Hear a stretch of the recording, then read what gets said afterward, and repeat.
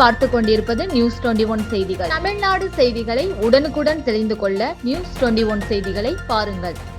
21,000 electors.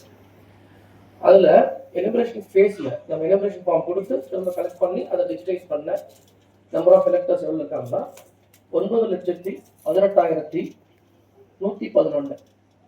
அதாவது கிட்டத்தட்ட 90% electors வந்து பழைய ரோல்லேருந்து இப்போ இருக்கிற டிராஃப்ட் ரோலில் ரிஃப்ளெக்ட் ஆகிருக்கிறாங்க. அப்படின்னா என்ன மீனிங்னா கிட்டத்தட்ட ஒரு 10% எலக்டர்ஸ் வந்து அந்த பழைய ரோலுக்கும் இந்த ரோலுக்கும் ஒரு டிஃப்ரென்ஸ். அவங்க அந்த பழைய ரோல்லேருந்து நீக்கப்பட்டுட்டாங்க. இன்னைக்கு பப்ளிஷ் பண்ண எலக்ட்ரல் ரோலில் 90% ஆஃப் த எலக்டர்ஸ் வந்து ரிஃப்ளெக்ட் ஆகுவாங்க. இதில் இறந்து போன வாக்காளர்கள் பார்த்தோம்னா கிட்டத்தட்ட 20,800 கிட்ட 798 சொல்லலாம். அது வந்து ஒரு 2% வாக்காளர்கள் வந்து இறந்து போனவங்க அப்படின்றத இந்த எலிமினேஷன் டெஸ்ட்ல கண்டுபிடிச்சிட்டாங்க. அதில் ஷிஃப்டட் ஆப்சென்ட் அப்படின்னு சொல்லக்கூடிய வாக்காளர்கள் எண்ணிக்கை வந்து 80,645, கிட்டத்தட்ட ஒரு 8% ஷிஃப்டட் ஆப்சென்ட் இந்த கேட்டகரியில் வர்றாங்க. அது இல்லாமல் double entries enrolled in multiple places அப்படிங்கிற வாக்காளர்கள் வந்து ஒரு 2024 வாக்காளர்களாக கண்டுபிடிச்சிருக்காங்க. அவங்க வந்து 0.2% இந்த டோட்டல் சதவீதத்தில் வராங்க. 1,03,000 வாக்காளர்கள் டிஃபரன்ஸ் வரும் முன்னைக்கும் போது. இந்த கிளைம்ஸ் அண்ட் அப்ஜெக்ஷன் ஸ்டேஜில்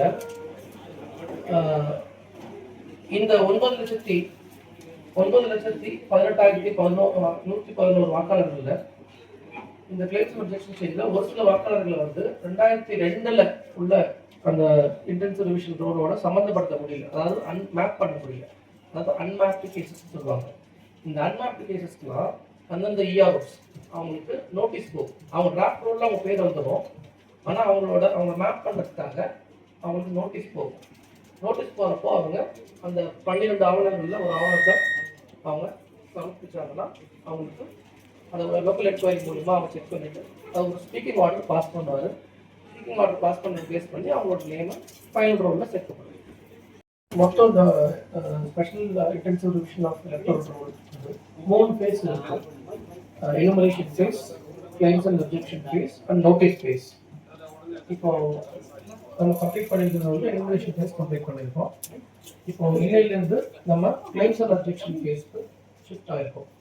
கிளைம்ஸ் அண்ட் அப்ஜெக்ஷன் ஃபேஸ்னால் என்னென்னா, இப்போ பப்ளிஷ் பண்ணப்பட்ட டிராஃப்ட் ரோலில் ஏதேனும் ஆட்சேபனைகள் இருந்ததுன்னா எலக்டர்ஸ் யாராக இருந்தாலும் பொலிட்டிக்கல் பார்ட்டிஸோ எலக்டர்ஸோ ஆட்சேபனைகளை அவங்க ஃபார்ம் 6, ஃபார்ம் 7, ஃபார்ம் 8 இல்லை பொதுவாக ஒரு ஆட்சேபனை எடுத்தாலும் அவங்க தெரிவிக்கலாம். இந்த கிளைம்ஸ் அண்ட் அப்ஜெக்ஷன் ஸ்டேஜில் அதை வந்து இஆர்ஓ ரிசீவ் பண்ணி அதை ப்ராசஸ் பண்ணி அதுக்கு என்ன செய்யணுமோ அதுக்கான ஆட்சேபனைகளை அவர் செய்வாங்க. இந்த கிளைம்ஸ் அண்ட் அப்ஜெக்ஷன் ஃபேஸ் பார்த்தோம்னா 16th December இன்னையிலிருந்து 15th January 2026 வரைக்கும் இது கண்டினியூ ஆகும். இது கூடவே சைமல்டேனியஸாக நோட்டீஸ் ஃபேஸ் அப்படின்னு சொல்லக்கூடிய நோட்டீஸ், அதாவது எலக்ட்ரல் ரெஜிஸ்ட்ரேஷன் ஆஃபீஸர் எந்தெந்த எலக்டர்ஸ்லாம் வந்து அன்மார்க்டாக இருப்பாங்களோ இது வரைக்கும் அவங்களோட என்ட்ரியை